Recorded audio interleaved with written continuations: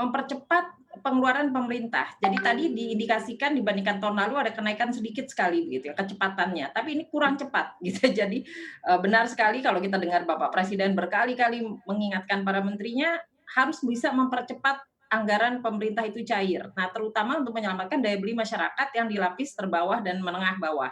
Ya, jadi ini bantuan sosial, bantuan apapun ya yang masuk ke desa, bantuan, juga UMKM gitu, itu harus dipercepat. Nah, kalau kita lihat kemarin yang masih kecil sekali kan masih di kesehatan dan UMKM juga masuknya baru sampai ke Himbara ya, baru ke banknya gitu. Tapi pencairannya juga harus diawasi, harus masuk ke startup atau perusahaan, entrepreneur kecil-kecil ya, pengusaha yang informal.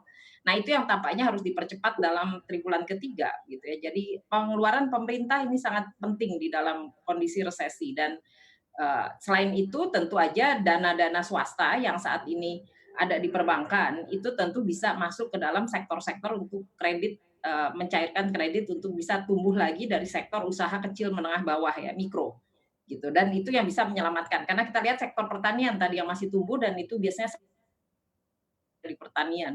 Dan otomatis pangan adalah, sumber pertumbuhan ekonomi di setiap negara saat ini, karena harus mempertahankan pangan tanpa impor ya. Kecil sekali harapan untuk bisa impor, masing-masing negara juga akan menyelamatkan perekonomian domestik masing-masing tadi. Mhm. Nah, kalau kita berbicara soal stimulus yang dikeluarkan oleh pemerintah ini, stimulus jumlah khususnya untuk penanganan COVID-19 ini 695 triliun ya, bisa dikatakan sangat besar begitu untuk stimulus yang dikeluarkan oleh pemerintah. Tapi nyatanya juga data angka pengangguran juga cenderung meningkat, terus tingkat kemiskinan juga cenderung meningkat.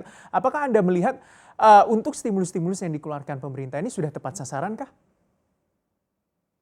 Ya, kalau cair saja belum gitu ya, itu akan sulit untuk bicara tepat sasaran. Jadi yang UMKM terutama yang kita sangat khawatir, karena saat ini masuk ke perbankan ya untuk disalurkan, tetapi apakah tepat sasaran? Kita harus arahkan bahwa itu betul-betul kepada pendataan yang mereka yang membutuhkan.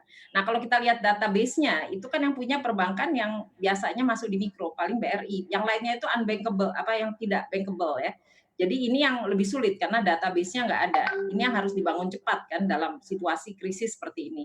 Sementara bantuan sosial itu juga sumber yang tidak tepat sasaran karena kita lihat sekarang ada pilkada gitu ya. Jadi banyak sekali insentif untuk tidak tepat sasaran. Nah, pengawasannya ada di lapangan juga database-nya lemah.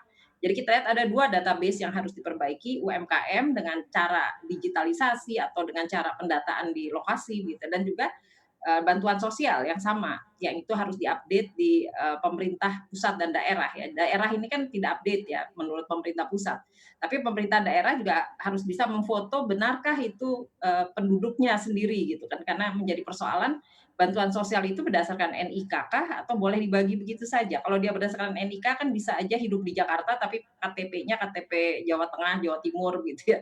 Jadi kita Mhm. bisa bayangkan, masalah teknis yang harus dihadapi dari pendataan, baik bantuan sosial yang andalannya PEN sekarang paling banyak kan bantuan sosial. Tapi kalau kita lihat yang juga akan penting UMKM. Sedangkan Mhm. kesehatan itu masalah administrasi di level kementerian sebetulnya. Jadi Mhm. dan Nah, pemerintah daerah.